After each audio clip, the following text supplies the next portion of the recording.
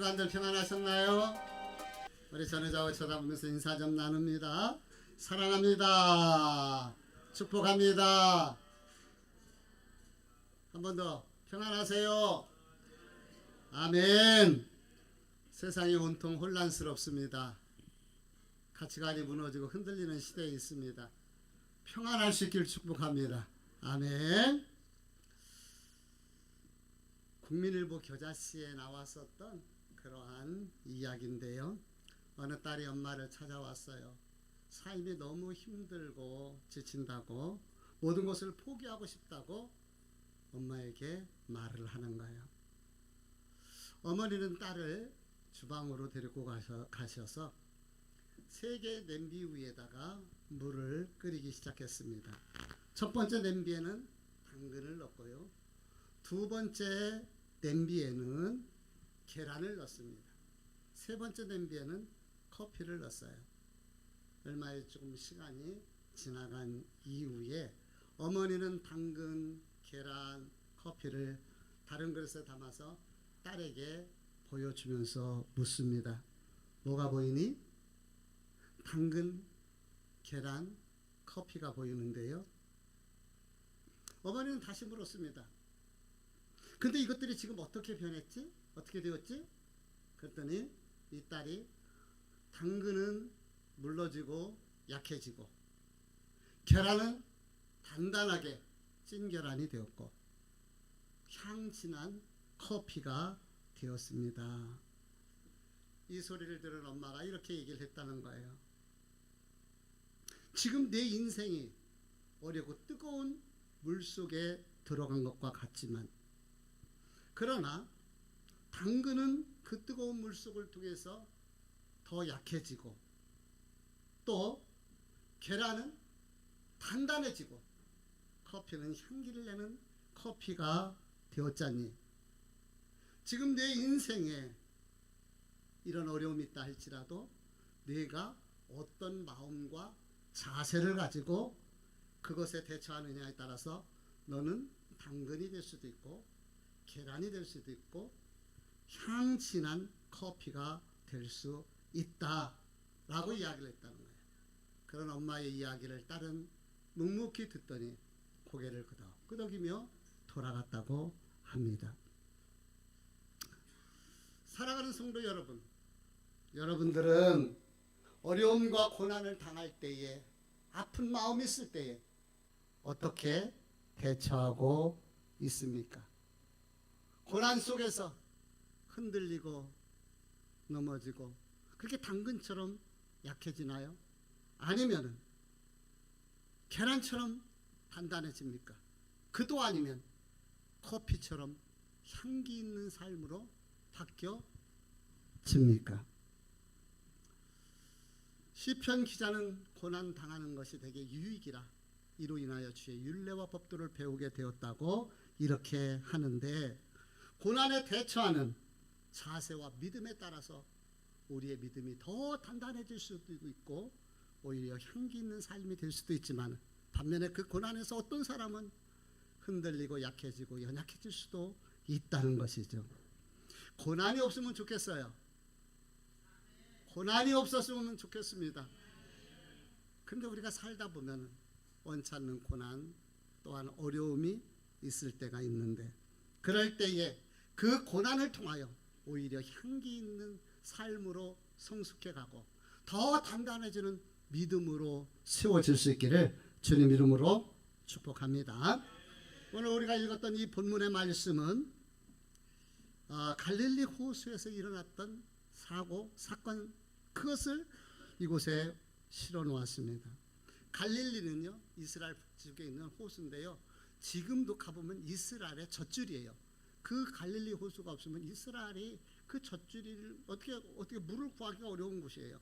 근데 이 젖줄 지금도 그렇게 아름답게 쓰임 받는데, 이게 동서로 이렇게 해서 길이가 남북길인가요? 이 남북의 길이가 약 21km, 그리고 동서 옆으로 한 11km 정도 된다고 그렇게 이야기를 합니다. 그리고 수심은 평균 26m, 평균 26m니까 엄청 깊은 곳이죠. 깊은 곳은 40m도 넘다고 그렇게 이야기를 합니다. 엄청 큰 깊고 큰 호수인 것을 우리가 볼 수가 있는데요. 그래서 그들은 이 갈릴리를 얌이라는 단어를 써서 바다라, 갈릴리 바다라고 이렇게 얘기를 하는 거예요. 근데 제자들이 이 갈릴리 호수를 건너가다가 풍랑을 만났습니다. 왜 풍랑을 만났느냐? 민물인데 갈릴리 호수는 특징이 있어요. 이 지중해 쪽에서 불어오는 이 차가운 바람과 헐몬산에서 계곡을 타고 내려오는 이 바람이 이제 부딪히면서 이 해수면보다도 더, 그러니까 지금 갈릴리 호수는요 바다보다도 209m가 더 낮은 지역에 있는 거예요. 그러니까 아주 낮은 지역인 거죠. 그 낮은 지역에서 이 따뜻한 바람이 올라오다 보니까 이 기류가 형성되고 이 기류가 엉켜지면서 그 토네이도 같은 그런 풍랑이 일어나게 되는 것이고, 그래서 가끔가다 이 호수에 강력한 이 바람이 일게 되는 거예요. 그러니까 제자들이 풍랑을 만난 것도 바로 이런 풍랑, 이런 것 때문에 만나지 않았을까 이렇게 생각이 됩니다. 그들은 그 풍랑을 뚫고 가기 위해서 무지 애쓰고 많이 수고했을 것입니다. 24절 말씀을 읽어볼게요. 같이 읽어봅니다. 시작. 배가 이미 육지에서 술이나 떠나서 바람이 거스름으로 물결로 말미암아 고난을 당하더라. 예, 풍랑이 일어나는 그 물결로 말미암아 무엇을 당했다고 성경은 얘기합니까? 고난을 당한다고 이렇게 이야기를 하고 있습니다. 풍랑은 커지고 바람은 세지고 밤은 깊어가고. 25절의 말씀에 보니까 이 시간이 몇 시냐, 25절 몇 시라고 얘기를 해요? 밤 4경쯤이라고 이렇게 성경은 가르쳐주고 있어요. 밤 4경. 밤 4경은 새벽 3시에서 우리 시간으로 6시쯤 되는 시간입니다. 그 시간은 가장 추워요. 가장 어둡습니다. 가장 깊은 그런 시간입니다. 배 안에는 이 갈릴리 호수로부터 잔뼈가 굵은 프로 이 어부들이 그 배에 타고 있었습니다.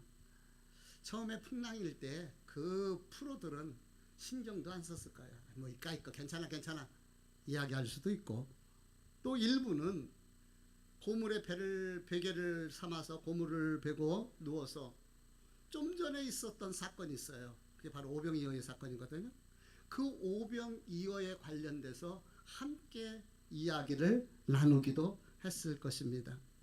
그러면서 초짜들 보고 야 그거 그렇게 하고 이렇게 하고 저렇게 하고, 전문가들이니까 그 배를 이렇게 해라 저렇게 해라 아마 지시도 했을 것입니다.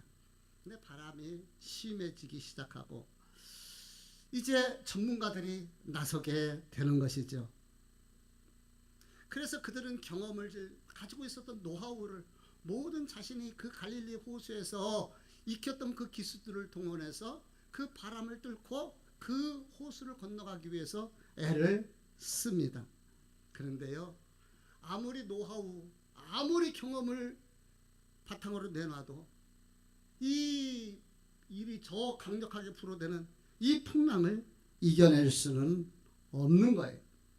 그래서 어려움을 당할 수밖에 없는 그 절박한 시간, 그 시간이 몇 시간이라고요? 밤 4경이라고 성경은 가르쳐주고 있습니다.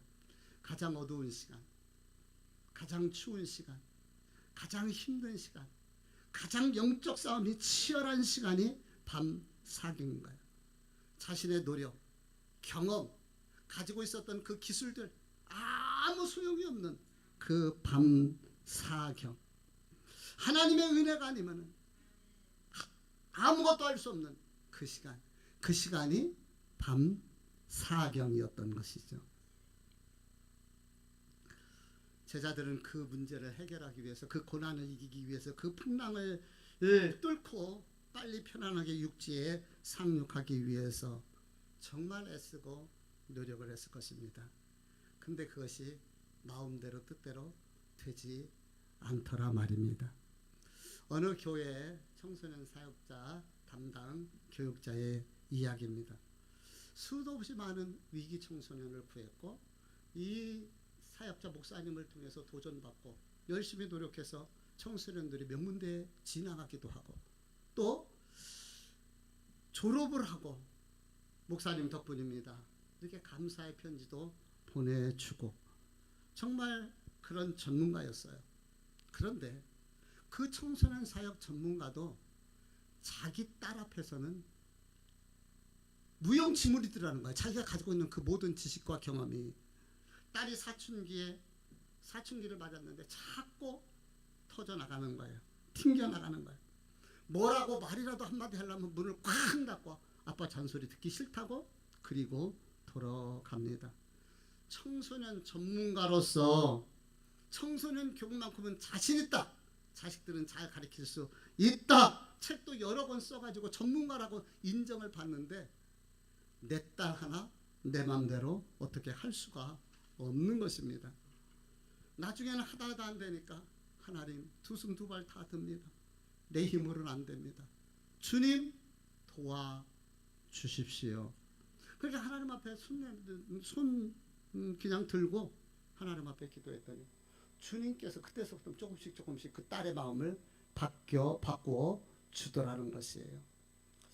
고난이 없으면 얼마나 좋겠습니까? 어려움이 없으면 얼마나 좋겠습니까? 그런데 이때에 하나님을 만날 수 있는 기회가 된다는 거예요. 그 어려운 순간에 하나님을 만날 수 있는 축복의 시간으로 바뀌어줄 수 있다는 것이죠. 참새와 독수리가 있습니다. 어떻게 보면 날갯짓 할 때 이 날는 것으로는 참새가 독수리보다 더 발달된 그런 날개를 가지고 있어요.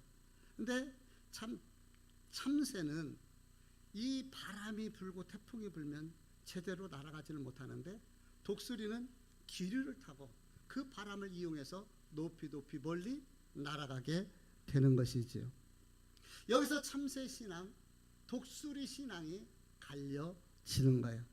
참새 신앙은 자기 노력으로, 자기의 힘으로, 자기 날갯짓으로 문제를 해결했다고 날아보겠다고 나는데 태풍이 오고 바람이 거세게 불면 제대로 날아갈 수가 없는 것입니다.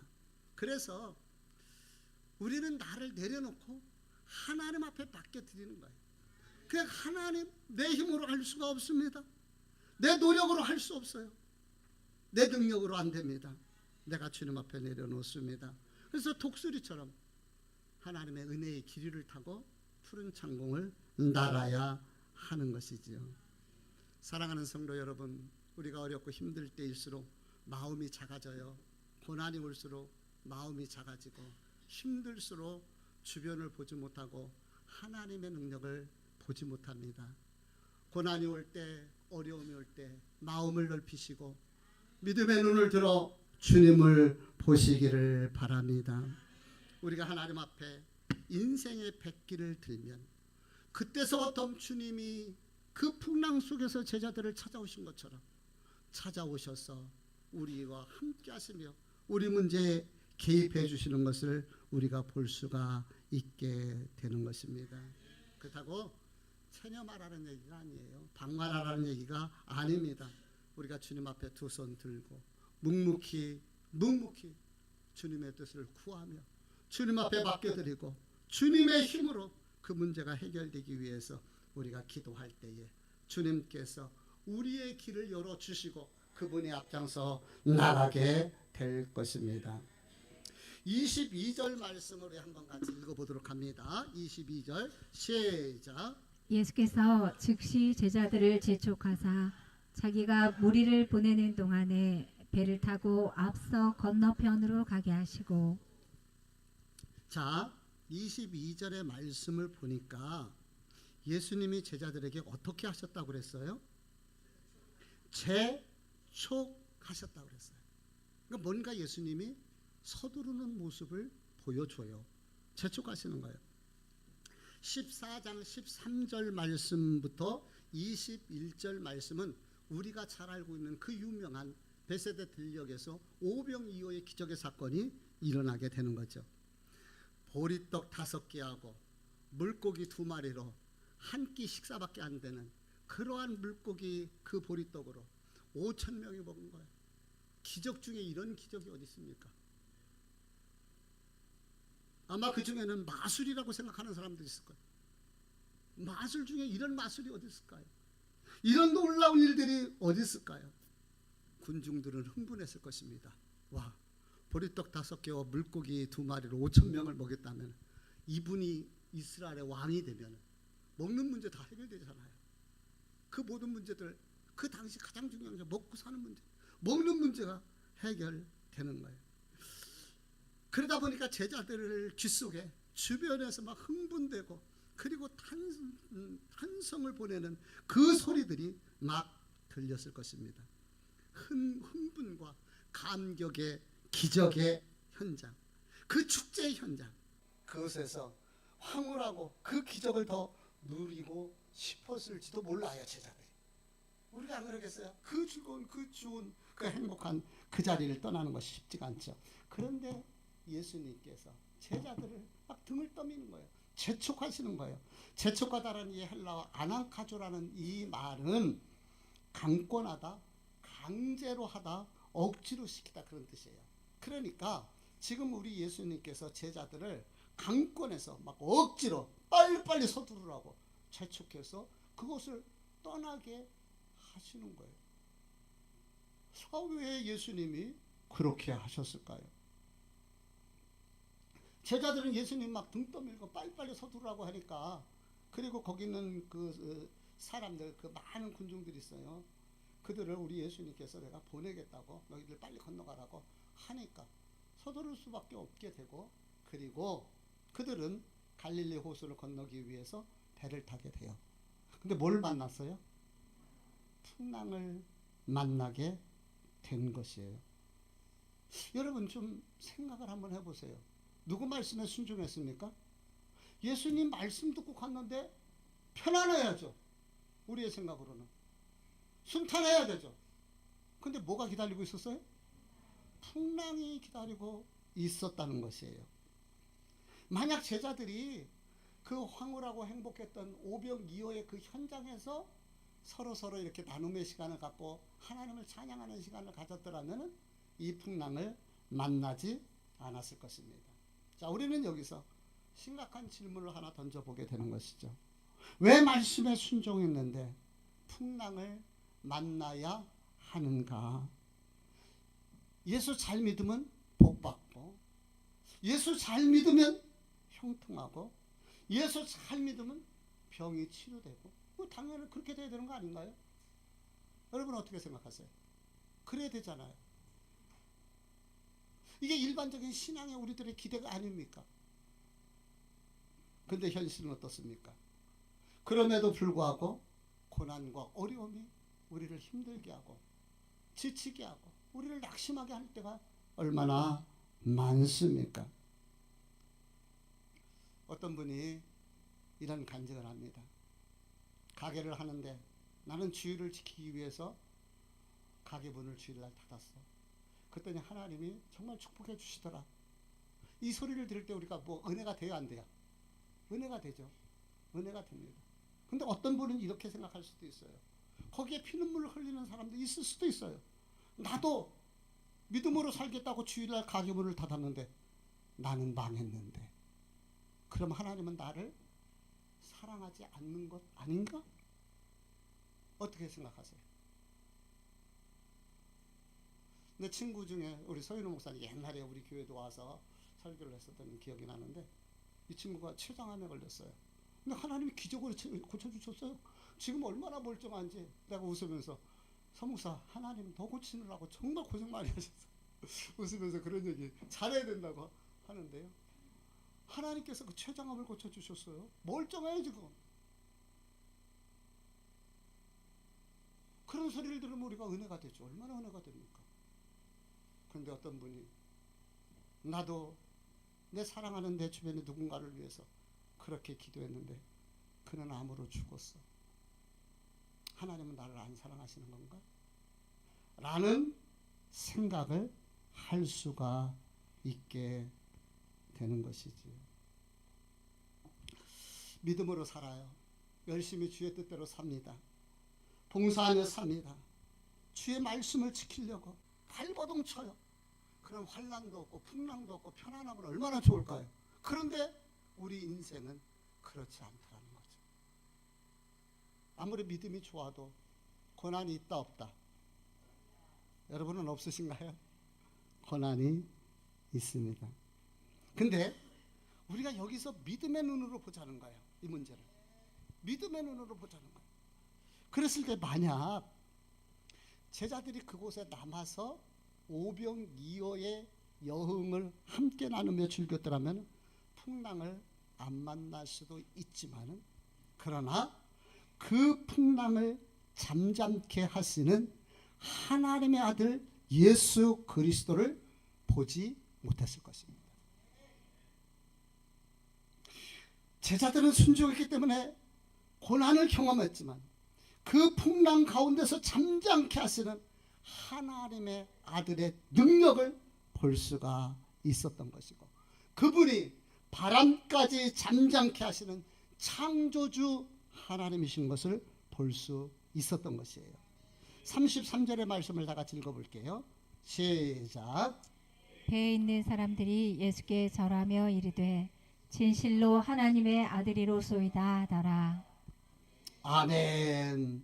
33절 말씀에 보니까 진실로 하나님의 아들이었다라는 고백이 제자들을 통해서 나오게 되는 거예요. 제자들의 믿음이, 그 제자들이 예수님을 보는 시각이 바뀌어지게 되는 것이죠.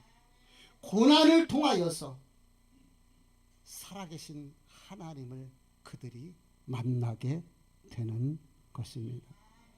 진정으로 하나님의 아들이신 예수 그리스도, 이게 사실 이 성경의 본문의 핵심인 것을 우리가 볼 수가 있는 거죠. 하나님이신 예수 그리스도, 그분을 만나게 되는 것이에요. 예수를 잘 믿고 교회 생활 잘하는 사람에게도 어려운 일들이 생기고 육체적인 어려움, 경제적인 어려움, 마음의 상처, 고난이 있을 수 있습니다. 그러나 그 고난을 통하여서 하나님 살아계심을 만나고 체험할 수 있게 된다는 것이죠. 이게 얼마나 귀한 일이고 얼마나 축복된 일입니까? 풍랑이 두렵다고 배를 타지 않는다면 유능한 항해사를 만들 수가 없듯이 신앙의 고난을 통하여서 다듬어지고 성숙한 신앙으로 하나님을 만나는 그런 성도들이 될 수가 있는 거예요. 이런 것을 보면은 고난은 축복의 통로, 청로가 되는 거예요. 우리 다시 33절 읽어볼게요. 시작. 배에 있는 사람들이 예수께 절하며 이르되 진실로 하나님의 아들이로소이다 하더라. 아멘. 제자들은 풍랑을 통해서 죽음의 공포를 느꼈죠. 육체적 괴로움, 심리적 두려움을 느끼면서 절망할 수밖에 없는 그곳에 예수님이 그 무리를 걸어오시는 거예요. 아니 어떻게 사람이 무리를 걸을 수 있습니까? 그것은 창조주 하나님만이 하실 수 있는 거예요. 그리고 바람아 잔잔하라고 명령하셔요. 그러니까 그 바람이 잔잔해지게 되는 것이죠. 이것이 우리가 고난을 통해서 만날 첫 번째 축복인 거예요. 고난을 통해서 살아계신 하나님을 만나고 체험할 수 있다는 거죠. 고난을 통해서. 사랑하는 성도 여러분, 2025년 다 편안했으면 좋겠는데 혹시 원하지 않는 일들로 인해서, 내가 계획하지 않은 그런 일들로 인해서 그렇게 기도했는데 내 기도하고 다르게 우리의 삶의 방향이 갈 때 기억하십시오. 하나님을 만날 수 있는 절호의 기회라는 것을. 두 번째 축복이 있어요. 그 축복은요, 고난을 통해서 얻어지는 위로입니다. 고난을 통해서 얻어지는 뭐라고요? 위로. 자, 27절 말씀을 읽어보도록 하겠습니다. 시작. 예수께서 즉시 이르시되 안심하라 나니 두려워하지 말라. 예, 예수님께서 그 막 위험하잖아요. 상황이 급히 무리를 걸어오셨다고 성경은 이야기하고 있어요. 그런 그곳에서 빨리 바람을 잔잔케 하셔서 제자들을 구해줘야 되는데 그렇게 먼저 구하지 아니하고 잠잠하라고 명령하시기 전에 뭐라고 먼저 말씀을 하고 계십니까? 안심하라, 내니 두려워 말라. 뭐라고요? 따라서 해봅시다. 안심하라, 내니 두려워 말라. 아멘. 안심하라, 내니 두려워 말라. 지금 풍랑 속에서 생명의 위협을 느끼며 밤새도록 그 지치고 힘든 그 기진했던 그 상황 속에서 주님이 찾아오셔서 안심하라, 내니 두려워하지 말라. 이 말이 얼마나 위로가 됐을까요? 제자들에게 얼마나 힘이 됐겠습니까? 내니 두려워하지 말라. 우리 잠깐만 한번 눈을 감아 보실래요? 내가 제자라고 가정을 해보자고요.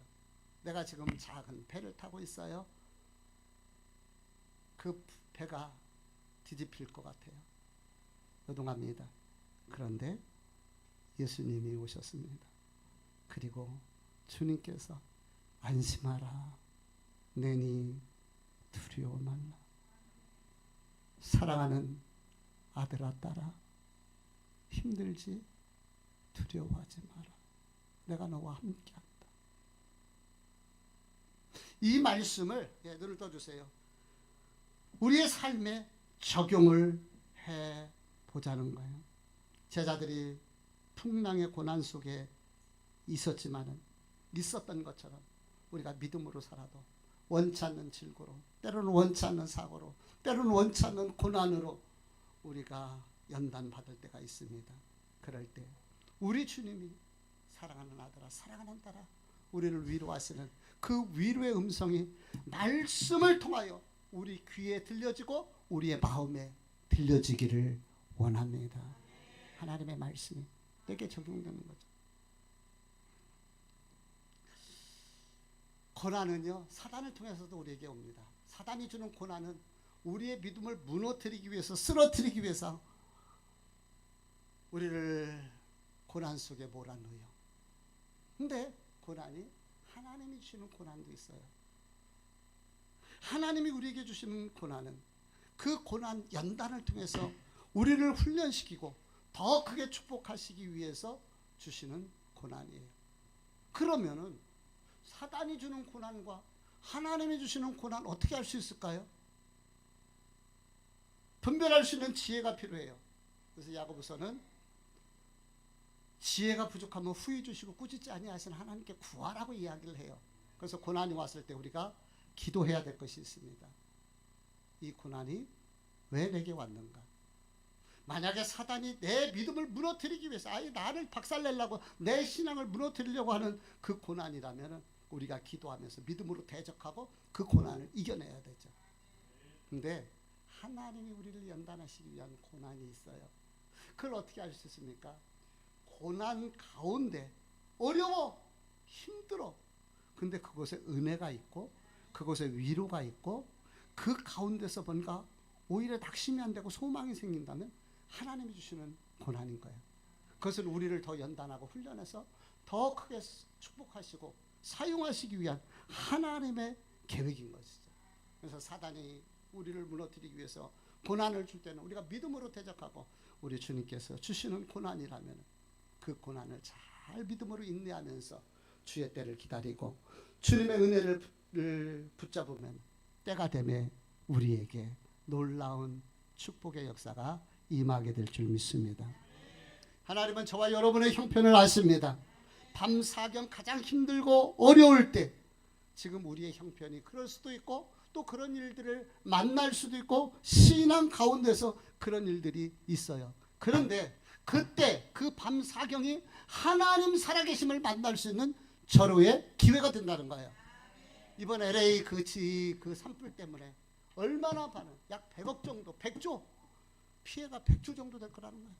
말이 100조지요. 엄청난 거예요. 근데 특이한 일이 하나 있어요. 미국 사람들이 우리 하나님께로 돌아가자고 거리마다 나와서 찬양하고, 그래서 영적 부흥이 이 미국에서 일어난다는 거예요. 그 어려움을 만났을 때 오히려 하나님을 찾게 되면 그것이 축복의 기회가 되는 것 아니겠습니까? 사람들은 돈을 의지하고 살지만 안 만나보면, 안 걸려보면 돈도 아무 소용이 없다는 것을 알게 됩니다. 권력을 믿고 삽니다. 그러나 권불 10년이라고 권력도 무기력하게 사라질 수밖에 없습니다.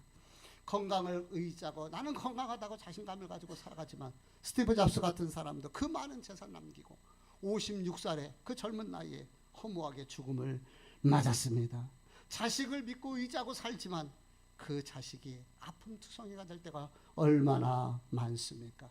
사랑하는 성도 여러분, 여러분은 무엇을 믿고 무엇을 의지하며 누구를 통하여 위로를 받고 새 힘을 얻고 있습니까? 고난 중에 찾아오셔서 위로하시는 주님, 안심하라, 두려워하지 말라, 응원하시는 그 주님, 고난보다 더 큰 은혜, 상처보다 더 따스한 주님의 사랑, 그 주님의 위로가 있다면 그 고난이 축복의 기회가 되지 않을까요? 고난을 통하여 하나님의 살아계심을 체험하고 고난을 통하여 세상이 줄 수 없는 그 하나님의 위로를 우리가 받을 수 있다면 고난은 오히려 우리에게 축복의 통로가 된다는 것이에요. 마지막으로 넌센스 퀴즈를 하나 내고 말씀을 마치려고 합니다. 넌센스 퀴즈예요. 너무 핏대 세우지 마시고 맞다 틀리다 이야기하지 마시고요. 닭실이에요. 여러분들 닭실이죠. 아마 유모책에서 좀 보셨을 기억이 있으리라고 생각이 되는데요. 닭들 중에서 수다를 가장 잘 떠는 닭. 수탉? 수다를 잘 터는 닭. 쏙닭? 쏙닭. 한승지라는 닭이 있어요. 미치고 발달.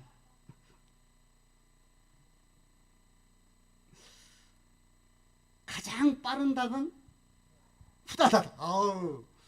가장 비싼 닭은 코스닭. 가장 비싼 닭이라고요. 코스닭. 닭이 가장 싫어하는 말. 닥쳐. 싫어하는 거. 근데 가장 위로를 잘하는 닭이 있다고 그래요. 어떤 닭일까요? 토닭. 토닭. 오늘 우리 주님께서는 풍랑 만나 두려워 떠는 제자들을 향하여 오셔서 안심하라, 내니 두려워하지 말라, 토닥 토닥 위로하시잖아요. 그 주님은 저와 여러분을 사랑하시고 절대 저와 여러분을 떠나지 아니하시며 우리와 함께 하시고 내가 힘들 때 말씀으로 찾아오셔서 토닥 토닥 안심해, 사랑하는 아들아 딸아, 내가 너와 함께한다, 위로하시는 분이십니다.